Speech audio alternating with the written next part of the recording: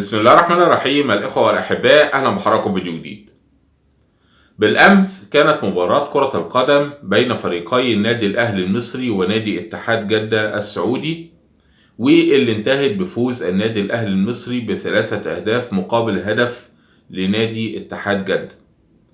ومن خلال هذا الفيديو بتقدم بخالص التهنئة للنادي الأهلي المصري، بقول له مبروك هذا الفوز مع تمنياتي القلبية بمزيد من النجاح والتقدم إن شاء الله.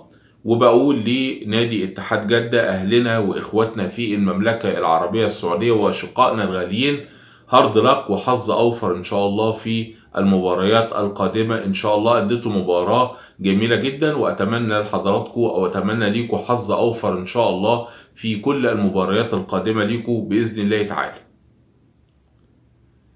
وأنا شخصيا كنت أتمنى إن مباراة مهمة أو حدث رياضي مهم زي ده، إحنا بنتكلم على مباراة في إطار كأس العالم للأندية، مش مباراة ودية أو محلية، مباراة في إطار كأس العالم للأندية. كنت أتمنى إن حدث رياضي مهم زي ده يمر يعني دون أن يحدث ما يعكر صفوه، وإن إحنا ندي رسالة للعالم الخارجي، يعني للغرب اللي هم شايفيننا أو شايفين العرب دول عالم ثالث وناس يعني ما عندهمش أي لياقة ولا حضارة وناس همج، ونحن أبعد ما نكون عن هذه الصفات القميئة. إحنا يعني اللي علمنا العالم الحضارة، وعندنا أخلاقيات مش موجودة عندهم، وعندنا يعني الدين، وعندنا العادات، وعندنا التقاليد، وعندنا كل حاجة حلوة، فإحنا الأفضل، ولكن هم شايفيننا كده. فكنت أتمنى إن إحنا نديهم صورة إيجابية عننا من خلال التصرفات الطيبة اللي نقوم بيها في مناسبة أو في حدث رياضي مهم زي ده، اللي احنا نستغل الأحداث العالمية أو الأحداث الدولية اللي زي كده، ونصدر لهم فكرة مغايرة عن الفكرة العالقة في أذهانهم، اللي احنا ناس متحضرين واحنا فعلا كده، وإن احنا عارفين يعني إيه رياضة وبنقدر الرياضة، وعارفين يعني إيه تنافس، وعارفين إن المنافسة فيها طرف بيفوز وطرف بيخسر وعادي جدا، وإن الفوز والخسارة لا يفسد للود قضية ما بين الطرفين. كنت أتمنى إن الرسالة دي توصل، وهو ده غرض الرياضة يا جماعة، يعني هو ده مفهوم الرياضة. ولكن إذا كان في ناس فاهمة هذه المعاني الجميلة والعظيمة اللي بتخلي شكلنا حلو قدام العالم، ولا على الجانب الآخر هناك بعض الأشخاص اللي لازم يحطوا التاتش بتاعهم، يحطوا بصمتهم كده، ولازم يعكروا الصف، ولازم يعملوا شوية حاجات يعني تخلي الصورة الجميلة دي تشوه بشكل أو بآخر. عشان كده لازم نشوف التصرفات اللي أنا هعرضها لحضراتكم دلوقتي، نشوف كده مع بعض. يا ويلكم الاتجاهكم، يا ويلكم. الاهلي المصري دخل هنا في الجحيم واندفن مع الطلع. الاهلي ندقه دق 4-4. انتوا اكلتوها كتير، اكلتوها كتير في ارضكم وخارج ارضكم. هنا الصغير مصر، الزمالك كبير مصر، والاهلي الصغير. هذه المباراة انا منتظرها ترى من يوم فزتوا على الهلال 4. ما فيش صعب على الاتحاد يا باشا. بس انتوا كبار على الزمالك والهلال، مش علينا. ربنا عالي عليكم.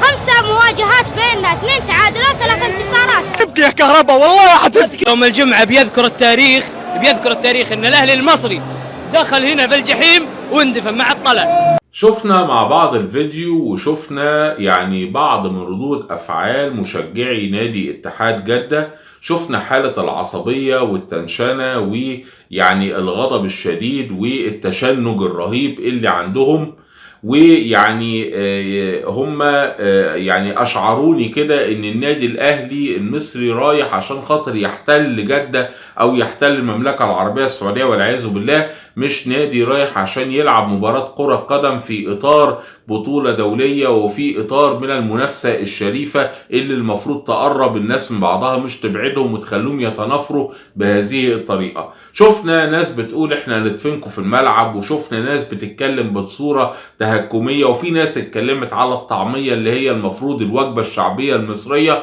وكانوا يعني يدخلوها كده في سكة بقى التريقة وسكة الغلط في النادي الاهلي والغلط في الشعب المصري بشكل كامل. وانا زي ما انا قلت ان دول هم اللي بيعكروا الصف، والنوعيات دي هي اللي بتعكر الصف. الرياضة يا جماعة، وانا اتكلمت في الجزئية دي قبل كده اكتر من مرة، تحدثت فيها مرارا وتكرارا في فيديوهات سابقة، تعرضت لمشاهد حدثت في الملاعب او يعني في اطار من المنافسة الرياضية زي اللي احنا بنتكلم عنها دلوقتي، وقلت ان الرياضة اصلا الانسان اخترعها عشان تقرب ما بين الشعوب وبعضها، عشان الناس تحب بعضها، عشان الناس تدخل تتنافس وتتبارى كده وفي الاخر يخرجوا حبايب واصدقاء ومفيش اي مشكلة بينهم من بعض، وعشان الانسان يتعلم انه زي ما بيفرح بالفوز لازم يتقبل الهزيمة، وفي الحالتين لازم يروح يسلم على خصمه اللي كان مش خصمه يعني عدوه اللي هو كان قصاده واللي كان بينافسه في هذه المباراة ويسلم عليه. اللي فاز يسلم على اللي خسر، واللي خسر يسلم على اللي فاز، ويكون الاتنين مفيش اي مشاكل بينهم ويكونوا عادي جدا ومفيش اي ضغائن، لان هي دي الرياضة وهي دي المنافسة. لابد وان يكون هناك طرف يفوز في المنافسة وطرف يخسر هذه المنافسة. وزي ما انا قلت الغرض من الرياضة ان الطرفين اللي فاز واللي خسر الاتنين يسلموا على بعض ويبقوا عارفين ان دي منافسة شريفة، وان الرياضة اصلا معمولة عشان يحبوا بعض بغض النظر عن الفوز وعن الخسارة. ولكن للأسف الشديد احنا خدنا الرياضة في سكة تانية خالص. طبعا مش احنا بس، يعني ناس كتير على مستوى العالم، ولكن انا بقول لحضراتكم الغرض الرئيسي من الرياضة، الغرض الرئيسي من المنافسة، الغرض الرئيسي انا قلته هو ان الناس تقرب من بعضها، هو تقريب الشعوب من بعضهم، وان الشعوب ازاي يحبوا بعض ويتجمعوا مع بعض تحت لواء الرياضة والمنافسة الشريفة. في ناس بقى حولت الرياضة دي لصراع، وعندنا احنا هنا على فكرة برضك في مصر نفس القصة. يعني مش بتكلم بس على المباريات الدولية سواء في كاس العالم او كاس العالم الأندية او الكلام ده كله، لا ده حتى هنا في مصر اهلي وزمالك ومش عارف ايه والكلام ده كله. ولكن للأسف الشديد احنا حولنا الرياضة الى صراع، وحولنا الرياضة الى معركة حربية، معركة يعني اعداء مش ناس احباء واخوات واشقاء داخلين في منافسة جميلة ورياضة عشان خاطر يستمتعوا ويمتعوا الآخرين، وفي الآخر زي ما أنا قلت الطرفين بيبقوا أحباء ومفيش أي مشاكل بينهم وبين بعض وبيسلموا على بعض وبيحضنوا بعض وكل حاجة وعادي جدا مفيش أي مشكلة. لا احنا حولنا الرياضة إلى معركة حربية، زي ما يكون جيشين أو زي ما يكون عدوين بيواجهوا بعض والعدوين عايزين يفتكوا ببعض ويقضوا على بعض. ده مش غرض الرياضة خالص، والرياضة اصلا ما اتعملتش عشان كده. عشان كده بقول لحضراتكم احنا فرغنا الرياضة من مضمونها ومن محتواها، احنا اللي عملنا كده، وناس كتير على مستوى العالم. ولكن انا بتكلم الناس اللي هي بتنحرف بفكرها وبتخرج بره الاطار اللي اترسم للرياضة اصلا او اللي اتعملت الرياضة عشانه. فبيحولوا زي ما قلت لكم مثلا لعبه زي لعبه كره القدم، يبقى الفريقين موجودين والجمهور بتاع الفريق ده موجود هنا والجمهور بتاع الفريق ده موجود، بدل ما نتبارى في يعني مباراه جميله وفي اجواء تنافسيه شريفه وجميله، لا الطرفين بيحسسونا بعض الفرق مش كل الفرق طبعا، يعني حسسوك كده ان دي معركه حربيه زي ما انا قلت، وناقص ان هو يعني يمسكوا يعني في ايديهم سيوف وسنج ومطاوي ويدخلوا عشان خاطر يخلصوا على بعض، والجمهور اللي هنا والجمهور اللي هنا يبداوا ان هم يتنحروا مع بعض، وممكن تحصل كارثه زي الكارثه اللي حصلت في استاد بورسعيد واللي ادت الى وفاه اكثر من 70 من مشجعي النادي الاهلي. وتذكروا هذه المذبحه اللي حصلت يعني في مباراة النادي الأهلي والنادي المصري البورسعيدي. شفنا الكارثة اللي حصلت يعني وشفنا يعني في شهداء سقطوا بسبب يعني تحويل مباراة كرة قدم إلى معركة حربية. شفنا وصلنا إلى لدرجة إن في أكتر من 70 شهيد، منهم أطفال صغار، يعني منهم لسه يعني أولاد لسه يعني في عمر الظهور راحوا ضحية هذا الجنان وهذا الإجرام الفظيع اللي حصل على أرض الملعب. وحضراتكم طبعا فاكرين يعني هذه الجريمة المروعة اللي كانت نقطة سوداء في تاريخ الرياضة المصرية. والأحداث اللي هي زي كده موجودة في كل مكان في العالم يعني. وأنا أتذكر وأحيل حضراتكم برضك عشان نعرف برضك الأسف اللي احنا خرجنا الرياضة من مضمونها، والمفروض ان الفرق دي بتلعب مع بعض عشان خاطر يقربوا من بعض وعشان يحبوا بعض. لا، ده احنا عملنا اللعب او الرياضة عشان الناس تنفر من بعضها وتحارب بعضها وتقضي على بعضها ويعتبروا بعض اعداء. احيل حضراتكم لمشهد يعني كان من اكتر المشاهد الصادمة في يعني من وجهة نظري وفي تاريخ الرياضة العربية، يعني العربية بشكل عام والمصرية بشكل خاص والجزائرية ايضا بشكل خاص. مباراة مصر والجزائر اللي كانت مؤهلة لكأس العالم لو تذكروا، مش فاكر الكلام ده يعني كان سنة كام، ولكن المباراة اللي اتلعبت على في مباراة اتلعبت على ارض استاد القاهرة، وبعد كده اتعملت مباراة فاصلة في السودان عشان يحددوا مين الفريق مصر او الجزائر اللي هيصعد الى كأس العالم. لو تتذكروا اللي حصل ان في المباراة الفاصلة اللي حصلت في السودان الجزائر فازت على مصر بهدف يعني نظيف، يعني 1-0 يعني. في ناس بعد المباراة دي على طول يعني ارتكبوا أبشع جريمة ممكن أن ترتكب في تاريخ الرياضة، إن هم صنعوا قنبلة فتنة كبيرة جدا ما بين الشعبين المصري والجزائري. مصر والجزائر دول دولة واحدة، يعني شعب واحد زي كل الشعوب العربية. واللي الناس ما يعرفوهوش، الناس اللي دخلوا يعني، أنا بتكلم بس بأحيل لحضراتكم لهذه الواقعة التاريخية، الناس اللي كانوا بيشتموا للأسف الشديد في الجزائر وفي الشعب الجزائري الشقيق، ما يعرفوش ان الجزائر دي يعني منهم شهداء سقطوا على أرض مصر أثناء حرب أكتوبر. ما يعرفوش هذه المعلومة، ان الدم الجزائري اختلط بالدم المصري على ارض مصر هنا عشان خاطر نحرر الارض بتاعتنا المحتلة. هم ما يعرفوش حاجة زي كده، ما يعرفوش قيمة حاجة زي كده. انا بكلم حضراتكم على واقعة تاريخية يعني المفروض اللي احنا نفضل شايلينها في اعناقنا يعني ابد الظهر يعني. ففي ناس للأسف الشديد اللي هم بقى يعني ما عندهمش بقى رياضة وتنافس والكلام ده كله، نظرا لان مصر خرجت من كأس العالم ولان دي كانت مصيبة كبيرة جدا بالنسبة ليهم، فقرروا زي ما انا قلت دايما او وصفت المشهد وقتها، قلت ان الناس دول لان الجزائر فازت على مصر في السودان فقرروا ان هم يعملوا انفجار يغطي على الانفجار بتاع خروجنا من كأس العالم. يعني زي ما يكون في انفجار لخروجنا من كأس العالم، فقرروا انهم يعملوا انفجار اكبر يغطي بصوته وبضوءه على الانفجار ده. فالقصة بعدت خالص عن ان مصر خرجت من كأس العالم او ان الجزائر فازت على مصر في هذه المباراة الفاصلة اللي كانت في السودان، ودخلوا هم بقى رؤوس الفتنة دول، ويعني للأسف الشديد عملوا جرائم بشعة في حق الشعبين. ان الجزائريين كانوا بيهددوا المصريين في الملعب،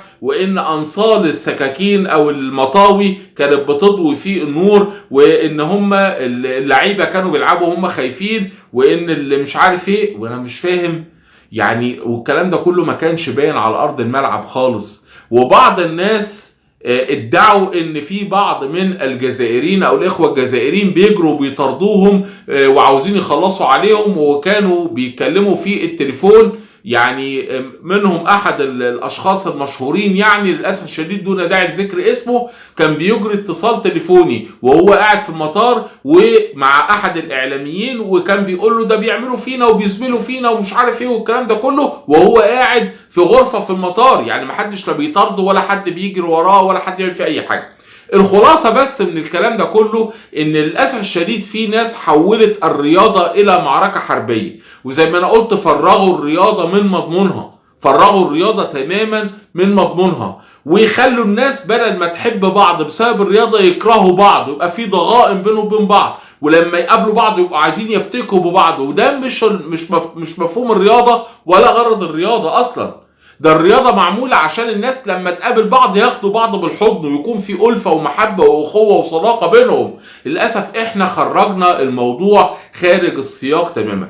المشهد زي اللي احنا شفناه، يعني طبعا انا اتكلمت كتير ووصفت كتير، ولكن اعود مرة تانية عشان اختم مع حضراتكم. مشهد زي اللي احنا شفناه من بعض المشجعين السعوديين ده مشهد لا يصح ولا يليق. انا زي ما دايما بقول ان احنا والإخوة السعوديين وباقي الأشقاء العرب احنا إخوة، وكنا ولا زلنا وسنظل إخوة إن شاء الله. مفيش حاجة هتفرقنا، ومش الكورة أو أي لعبة، بلاها اللعب وبلاها الكورة إذا كانت هي دي اللي هتخسرنا بعض أو هتوقعنا ببعض. مش عاوزينهم، احنا عاوزين يا جماعة نفضل إخوة ونفضل أشقاء ونفضل أحباء، وتفضل الروابط اللي ربطانا القوية الجميلة المتماسكة تفضل موجودة وتفضل قوية زي ما هي. لو الرياضة هي اللي هتفرقنا يبقى بلاها الرياضة، لو الكورة هي اللي هتفرقنا في 60 داهية الكورة، ولكن ما ينفعش اللي بيحصل ده يا جماعة. الرياضة احنا زي ما انا قلت معمولة عشان تقربنا من بعض وتخلينا نحب بعض ونتقبل